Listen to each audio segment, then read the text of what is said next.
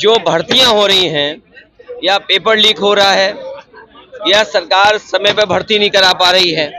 मैं आगरा से चला हूं और बरेली में, मुरादाबाद में, जहां भी मुझे नौजवान टकराए उन्होंने कहा कि इस बार की पुलिस भर्ती उसमें पेपर लीक हुआ है, बड़े पैमाने पर पेपर आउट हुआ है और जो परीक्षा जिस मकसद से करानी थी, जिस सिक्योरिटी के साथ होनी चाहिए थी, वो नहीं हुई। नौजवान मांग कर रहे हैं कि जांच के साथ साथ परीक्षा दोबारा हो। और जिस तरह से इलाहाबाद में पेपर लीक ARO और उसको लेकर के आंदोलन कर रहे हैं नौजवान, सोचिए जो सरकार दावा कर रही है डबल इंजन की, और सरकार में जो भी अभी तक परीक्षा हुई है सब में पेपर लीक हुए हैं, तो आप कैसे उम्मीद कर सकते हो कि नौजवानों के सपने पूरे होंगे। नौजवान बरसों बरस तैयारी करता है और तैयारी करने के बाद परीक्षा देकर के नौकरी पाना चाहता है। एक तो सरकार नौकरी समय पर नहीं निकालती, और समय पर अगर नौकरी भी निकलती है तो वो पेपर लीक कर देते हैं, और ये सरकार जानबूझ करके इसलिए करा रही है जिससे कि नौजवानों को नौकरी न देना पड़े। इलेक्ट्रोल को लेकर सरकार इलेक्ट्रोल बॉन्ड एक अलग विषय है, वो तो अब आंकड़े सामने हैं। लोकतंत्र में पीछे से सबसे ज्यादा मदद अगर किसी की हुई तो भारतीय जनता पार्टी की। कम से कम भारतीय जनता पार्टी को बताना चाहिए जनता को कि इलेक्ट्रोल बॉन्ड पाने में उन्होंने कितने उद्योगपतियों का साथ दिया है।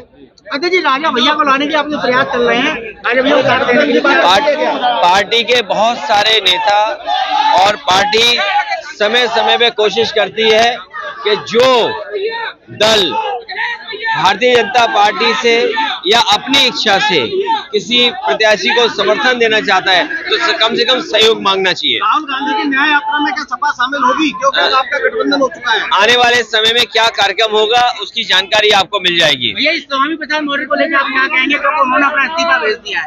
वो बात खत्म हो गई, अब तो गठबंधन है और बातें आगे बढ़ानी है, चुनाव की तैयारी करनी है, तारीख आने वाली है, कौन किसको छोड़ के जा रहा है वो आपसे बेहतर कौन जानता होगा। किसान आंदोलित है, वो MSP के कानून की मांग कर रहे हो। ये भारतीय जनता पार्टी को सोचना चाहिए। एक तरफ किसान नेता चौधरी चरण सिंह जी को भारत रत्न दे रहे हैं, स्वामीनाथन जिन्होंने किसानों को कैसे लाभकारी मूल्य मिल जाए उसके लिए फार्मूला दिया, उन्हें भारत रत्न दिया, भारत रत्न दे रहे हैं आप, वहीं किसानों के ऊपर आप जो लाठी गोला जो कुछ हो सकता है अन्याय कर रहे हैं। कम से कम किसानों को लाभकारी मूल्य दें, और अगर ये $5 ट्रिलियन और दुनिया में 5वीं अर्थव्यवस्था बनाने का सपना देख रहे हैं तो बिना किसानों की आय बढ़े हुए ये सपना पूरा नहीं होगा। क्या इस बार PDA का फार्मूला हिट होगा जिसको आप मुख्य मुद्दा बना रहे हैं?